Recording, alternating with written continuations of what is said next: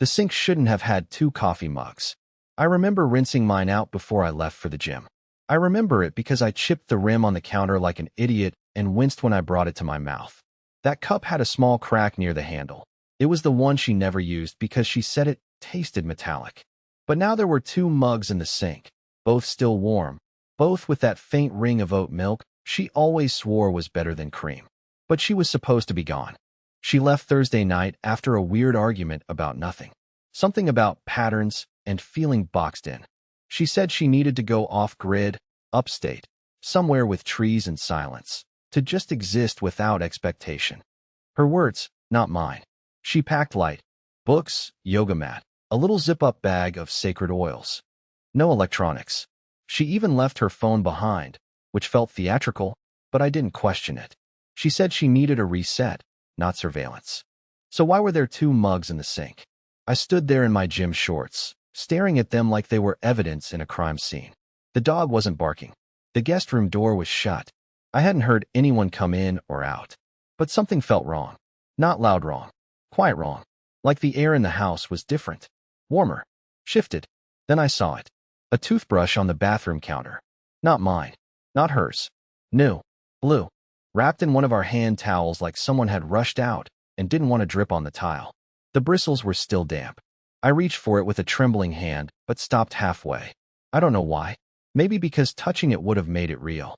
I walked the house in silence, half expecting someone to jump out of the closet or for her to come waltzing in with a candle and say this was some kind of mindfulness test. But nothing. Just the hum of the fridge. The tick of the old wall clock. And that toothbrush sitting there like a loaded gun. That's when I opened her laptop. Look, I know. Boundaries. Privacy. Trust. All that. But tell me, what would you do if your wife disappeared to find herself and came back only to leave invisible fingerprints all over the house? I didn't even need her password. It was still logged into everything. But what I found wasn't some love letter or suspicious messages. It was a shared calendar. Tuesday, 2 p.m., meet, D. Wednesday, 6 p.m., dinner at Cresswell, his treat. Thursday, 10 p.m., stay over. That last one was still highlighted. She hadn't forgotten to log out. She wanted me to see it. Or maybe she just stopped caring whether I did. She came home late that night, like nothing happened. Hair down, eyes clear, bag of herbal tea in hand. Said she felt renewed. Hugged me like we were actors in a play called Stable Marriage. And as she went to shower, I asked the only thing I could. Did you make coffee this morning? She froze. Just for a second. Just enough to notice. No, she said. But the mugs were still there. And so was the toothbrush. That night, after she got out of the shower, she lit a sandalwood candle and sat across from me on the couch like we were about to have a civilized discussion about nothing. She was wearing one of my hoodies, the one she always said was too scratchy, and pretending like nothing was weird. I watched her sip tea from a new mug, not the one in the sink, and I waited. Waited for her to say something. To trip. To flinch. To lie badly enough for it to crack through the performance. I broke first. There were two mugs in the sink this morning, I said calmly, staring at the floor so I didn't have to see the lie forming on her face. She didn't even blink. I must have forgotten one from before I left. They were both warm. She paused, just a beat. Maybe I rinsed one last night. You're overthinking again. Overthinking. That word stabbed a nerve. Because every time I brought something up, something real, something that didn't quite add up, that's what I got. You're overthinking. I wanted to scream. Instead, I stood up, walked to the bathroom, grabbed the blue toothbrush still wrapped in the towel, and set it gently on the coffee table between us like it was Exhibit A in a murder trial. What's this? She looked at it, blinked once, then smiled. Oh, that must be from when my sister visited last month. Remember? I think she left that here. No, I said slowly. She uses an electric toothbrush. You made fun of the buzzing noise, remember? Her mouth opened, then closed. No words came. I walked to the sink and picked up one of the mugs. There, faint but unmistakable, was a reddish-pink lip print. Not Bryn's shade.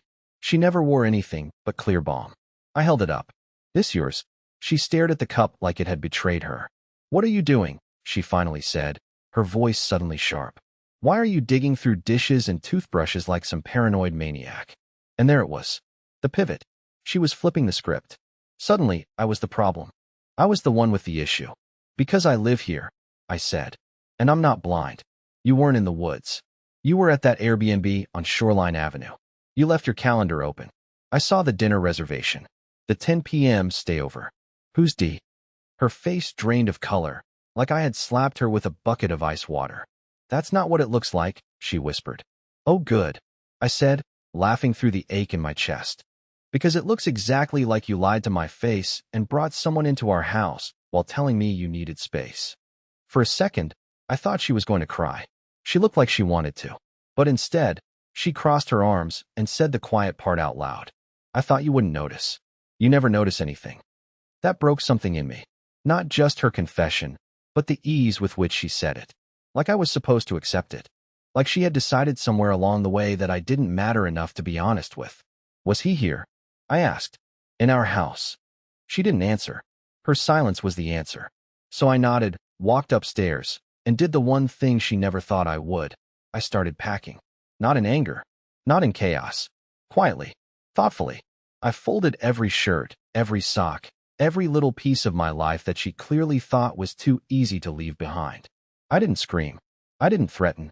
I didn't even cry until I was in the car, with Orbit sleeping in the back seat and the house getting smaller in the rearview mirror. She left to find herself. Turns out, she just hoped I wouldn't be paying attention. But now I was. The thing about leaving in silence is that it confuses people who expected a fight. She followed me upstairs while I packed, but didn't say a word at first. Just stood there in the doorway, arms crossed, watching me fold t-shirts like I was preparing for a long weekend, not walking out of our marriage. And I wasn't slamming drawers or tossing things in bags. I was methodical, calm. That seemed to rattle her more than anything. Finally, she spoke. You're really doing this? I didn't answer. Just zipped up my suitcase and unplugged the phone charger I always kept on my side of the bed. I even took my half-used deodorant because I didn't want to leave anything that still smelled like me behind. I wasn't going to be a ghost in my own home. She tried again, a little louder this time. Curtis, come on. Don't turn this into a soap opera. We can talk about it. You already did, I said, still not looking at her. Just not with me. She tried to laugh.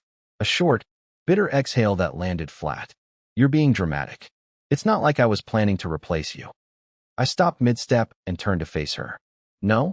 Then why did he brush his teeth here? She blinked. That toothbrush was damp, still wrapped in one of our towels. So don't insult me by pretending he wasn't in this house. And then came the part I'll never forget. She rolled her eyes. She actually rolled her eyes. Like I had overreacted because I wasn't evolved enough to understand that inviting another man into our home, our bed, maybe, was just part of her self-discovery arc. I remember thinking, is this what we've become? Just eye rolls and excuses and invisible lines in the sand she expects me not to cross? I didn't yell. I didn't break anything. I just picked up Orbit's leash, called him downstairs, and walked out the front door like a man who knew if he stayed even a minute longer, he'd say something he couldn't take back. I drove for hours. No music. No destination. Just me and the sound of Orbit's slow breathing in the back seat. I ended up at a cheap extended-stay motel just off the freeway. One of those places where the walls are thin and the pillows smell like bleach. But it was quiet, and it wasn't her. That night, I couldn't sleep. I kept going over everything in my head. What I missed, where it started, if I somehow opened the door to this without knowing it. I kept asking myself if I had pushed her away or if she had simply decided I was easy to leave. But then I remembered something. Something small. Something she hadn't noticed I noticed. A leather bracelet. Brown. Woven. Definitely not mine. It had been half tucked under the couch cushion earlier that day, right after I confronted her about the mugs. I remember spotting it while I bent down to get Orbit's toy. I didn't say anything at the time because I thought maybe it was hers, some new spiritual accessory, or whatever. But now, in that motel bed, I realized what it really was. It was his. And it was still in my house. I suddenly had this image of them together on our couch, laughing, limbs tangled, while I was home alone folding laundry and believing she was somewhere in the woods, writing in a journal about her inner peace. I sat up, heart racing. She hadn't just betrayed me. She'd made herself comfortable doing it. And the worst part? She thought I was too passive, too soft, too Curtis to do anything about it. She was about to find out just how wrong she was. I don't know what snapped in me that night, But something did. I stared at the ceiling of that cheap motel room for hours, eyes wide open, heart pounding like a drum I couldn't shut off. I wasn't just hurt anymore. I was humiliated. I had walked out of my own life like a guest overstaying his welcome, while she curled up in our bed with someone who thought he could leave his bracelet behind like a trophy. And the worst part? She still expected me to come crawling back. Like always. By sunrise, I had made a decision. Not out of revenge. Not even anger, really. It was something colder.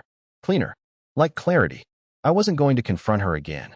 No more asking questions she already had answers to. No more playing the wounded spouse while she fed me silence or half-truths. I was going to let her win, just long enough for her to realize what losing me really meant. I went back to the house while she was out for her usual overpriced kombucha run. I knew her routines better than I knew my own, which made this easy. I parked a block away, walked in with my old house key, and for the first time in weeks, the place felt unfamiliar. Like a rental. The couch looked like someone else's now. The bookshelf was rearranged. Even Orbit's water bowl had been moved. That hit me harder than I expected. I didn't waste time. I took the bracelet and left it exactly where she'd find it, in her jewelry box, next to the little ring I gave her on our first anniversary. Not to be petty, to remind her of the mix, the contamination, the mess. I gathered the last of my things, backup chargers, my childhood photo album she never bothered to open, the leather journal I kept hidden under my nightstand. Then I opened the hall closet. That's where I left my message. See, what Bryn didn't know, what she never thought to ask, was that I'd spent the last 5 months building a startup with a guy I met at a tech seminar. It was just a side project, something small, nothing official. But last week, that project got funding. And suddenly, I was the one people wanted meetings with. She thought I was still stuck, still orbiting around her like a sad little moon. She had no idea I'd already begun rotating out of her world. So I printed something out, a page from our legal Zoom account with my name on the new LLC and a one-line note that read, "Some things grow better once you stop watering the dead parts." I left it in the closet, taped to a box of holiday decorations she always said we'd sort through eventually. She'd find it eventually. By the time she came back, I was gone again. But this time, it wasn't to escape. It was to move. I didn't go back to the motel. I checked into a friend's spare loft, Jasper, from the tech team. He didn't ask questions, just handed me a beer and pointed to the couch. That night, I slept better than I had in months. But Bryn didn't take long. The next morning, she called, and texted, and emailed. Then came the voicemail. "You were in the house?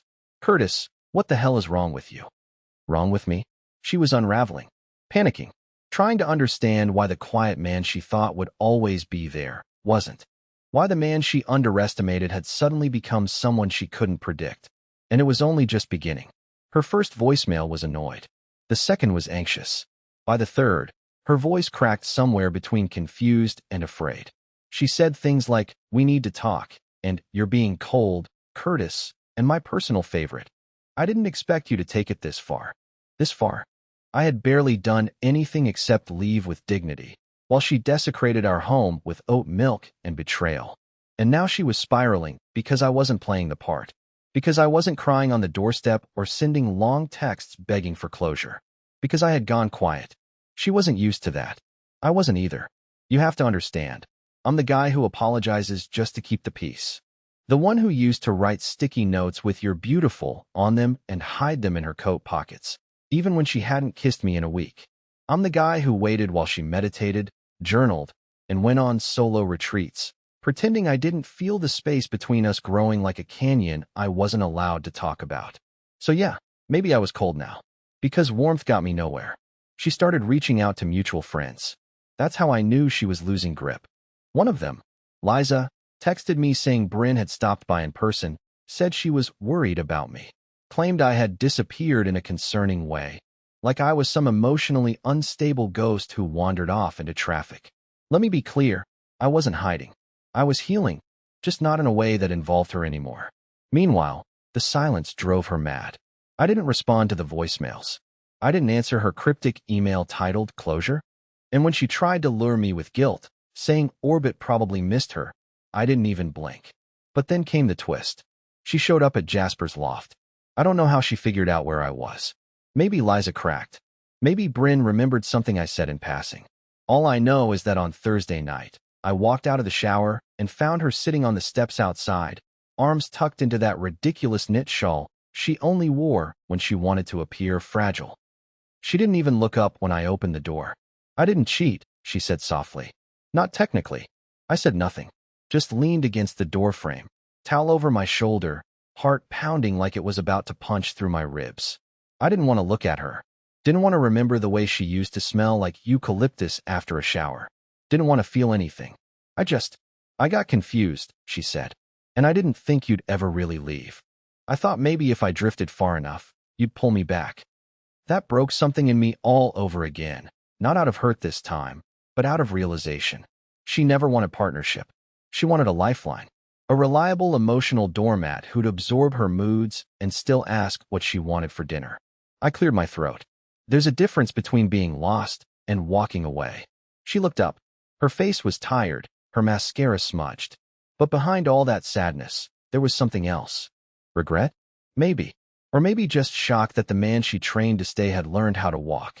Are you with someone else?" she asked. The question was so absurd I almost laughed. She had moved another man into our atmosphere, and now she was jealous of my absence? "No," I said. "I'm with myself. For once." That's when she started crying. Not sobbing. Those quiet, hiccup tears that come from realizing you miscalculated something you were sure you had control over. She reached for me. I stepped back. "I don't hate you," I said gently, "but I can't unknow what I know, and I won't unleave what I've left." And then, slowly, I closed the door. I thought that would be the end, but the real fallout hadn't even begun yet. The morning after I closed the door on her, she didn't knock again. She didn't text, didn't call, but I knew she wasn't done. Bryn never walks away from a story unless she gets to control the ending.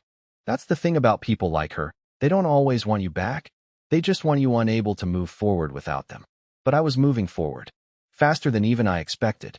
Jasper, who'd quietly been watching this whole mess unfold, had become more than a friend. He became something like a mirror. He told me, flat out, that watching me tiptoe around Bryn was like watching someone apologize to their own shadow. That one stung, but it stuck with me. And for once, I didn't argue. I listened. I stopped making excuses for the woman who had taught me to shrink in order to keep the peace. We focused on the business. We worked long hours. I redesigned our app's onboarding system from scratch while eating boxed mac and cheese on a borrowed laptop. There was something beautiful about how ugly it all was. No polish, no safety net, just forward motion. It reminded me of who I used to be before I gave everything to a woman who wanted to find herself more than she ever wanted to find me. Then, 2 weeks later, she got the letter. It wasn't from me. It was from our lawyer. I had filed for separation quietly, not out of spite, but because after everything, I didn't want to be tethered anymore. I didn't want to be the guy who lived in limbo while she lit incense and flirted with baristas under the guise of spiritual openness. I didn't want my name legally connected to someone who could lie so easily, even when the truth was right there. Lipstick on a mug, a toothbrush and a towel, a bracelet shoved under the couch. And I know her. I know how she thinks. I know she expected me to stay in a holding pattern, orbiting her confusion while she figured out who she was. She didn't expect the legal envelope. She didn't expect it to be real. Because in her mind, I was always the soft one. The one who forgives quietly. The one who folds first. So when she called after the letter arrived, I didn't recognize her voice. It wasn't angry. It was scared. "You didn't even talk to me first," she said. "You just filed." I was sitting in a coffee shop, working on investor slides, sipping something iced and overcomplicated. I almost didn't answer. But I did. "There wasn't anything left to talk about," I said. "You said you needed space. I gave you a future without me in it." She went silent. I heard her breathing. I imagined her on our old couch, probably holding the legal packet in one hand, orbit curled at her feet, the house suddenly too quiet. And for once, she didn't roll her eyes or talk in circles. She just whispered, "I thought I had more time." That line stuck with me, because I think that's what betrayal really is. Not just breaking trust, but stealing time. Stealing the version of yourself that believed, waited, tried. She thought I'd be there when she was done playing hide and seek with herself. But I wasn't hiding anymore. And she wasn't the one I was seeking. It's strange how people assume silence equals defeat. That if you don't scream, you're weak. That if you don't post a photo, it didn't happen. Bryn had always underestimated my quiet. She mistook it for passivity. But what she never understood, what she still didn't understand, is that silence is the sound things make right before they change. And everything was changing. 3 weeks after the letter, I went to a local networking event with Jasper, something I would have dreaded before, back when I was still walking on eggshells to avoid Bryn's spirals. She used to say things like, "I don't believe in forced ambition, and men always need applause," and I swallowed those comments like they were medicine I deserved. But now I stood under warm cafe lights in a room full of strangers, pitching our startup like it mattered. And people listened. Someone from a local tech grant program asked for a demo. 2 small angel investors gave us their cards. And somewhere between my third cup of bitter coffee and Jasper's enthusiastic ramble about machine learning workflows, I realized something simple and terrifying. I was happy, not healed, not whole, not done, but happy. Not because I'd won, but because I'd stopped losing myself. That night, I posted a photo. Just me and Jasper at the event. Nothing flashy. Just a quiet smile and a caption that said, "Building something that finally feels like mine." It took 3 hours for Bryn to text me. At first, it was short. Just, "Really?" I ignored it. Then came another. "You're trying to make me jealous?" Then another. "Is this why you left? Because you wanted to feel important again?" I should have blocked her. I really should have. But part of me wanted to see just how far her story would unravel now that she wasn't directing it. I didn't reply. That's when she called. And this time, I answered. Because I wanted to hear it. Whatever it was. She sounded tired. Not just physically. Soul tired. Like someone who finally realized the game they were playing wasn't fun anymore. And they were the only one left on the board. "You really meant it," she said. "All of it. You're actually gone." I didn't gloat. I didn't rub it in. I just told the truth. You were never afraid I'd leave. You were afraid I'd learn how. There was a pause. Then a laugh. A small, broken thing. "He left me," she said. "The guy? D. He said I was emotionally unavailable." That should have made me feel something. Relief. Justice. Even petty satisfaction. But I didn't feel any of it. Because I realized that, in the end, it was never really about him. It was about how she never truly chose me. She chose the idea of me. The convenience of me. The way I waited, folded, apologized. But not me. "I hope you find yourself," I said quietly, echoing the very words she left me with. But this time, I meant them. Because now, she'd be searching alone. I didn't tell anyone right away, but something shifted after that call. It wasn't loud. It didn't feel like a movie moment. It was subtle, like exhaling after holding your breath too long and realizing the air feels different now. Cleaner. I went for a walk that night, just me and Orbit, through quiet streets lit by soft streetlights. He kept glancing up at me like he knew, like he could finally feel I wasn't carrying the same weight. That week, I moved into my own place. Not Jasper's spare couch. Mine. It was small, a little crooked, and the oven door squeaked when I opened it. But it was mine. I bought a couch that I liked. Navy blue, soft enough to sink into, no weird boho fringe. I filled the fridge with things I actually enjoyed eating without needing to justify them to someone who thought grocery lists were a form of oppression. I even bought real plates. For the first time in years, I wasn't designing my life around someone else's mood swings. And then, without trying, without even looking, I met someone. Her name was Tessa. We met through a mutual friend who thought I needed a reason to smile. I wasn't ready, not fully. But she didn't ask me to be. She didn't rush anything. She just showed up with calm energy and honest eyes and a laugh that didn't feel rehearsed. She asked questions and actually listened to the answers. She didn't need saving. She didn't want fixing. She was just there. The first time she came to my place, I was nervous. I caught myself cleaning the already clean kitchen, wondering if she'd noticed the squeaky oven. But when she walked in, she smiled and said, "It feels like a safe place." I don't know why, but that hit me harder than any compliment I'd ever gotten. She noticed the leather journal on the shelf. I hadn't touched it in months. I told her it was full of stuff I'd never let anyone read. She said, "One day, maybe." One day? Not now. Not pressure. Just, maybe. Meanwhile, Bryn stopped calling. I think she finally understood that whatever version of me she thought would stay frozen in her rearview mirror had melted away. There was no grand confrontation.